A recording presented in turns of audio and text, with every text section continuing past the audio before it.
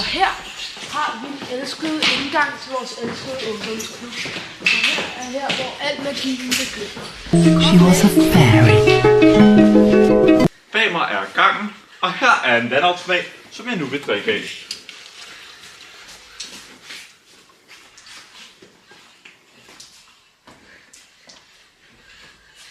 Hvor lækkert.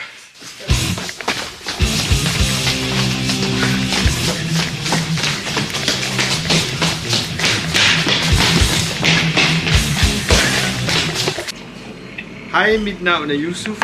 Jeg er cafévært her på ungdomsskolen. Jeg står hernede i caféen og sælger alle mulige lækkerier til vores elever, som kommer ned her i pausen. Du kan se, at jeg har min Kokyo Junkies, der køber Kokyo hver gang de er her. Vi har blandt andet toast, nudler, slush ice og sodavand uden sukker. Og så har vi små retter. Det kan være pizza slice og pølsehorn, som I meget gerne må købe. Vi tager imod alle slags penge, undtagen guld. Her er vores hyggelige loungeområde, hvor I kan komme ned og hygge jer ned i pausen med slager og holdkammerater.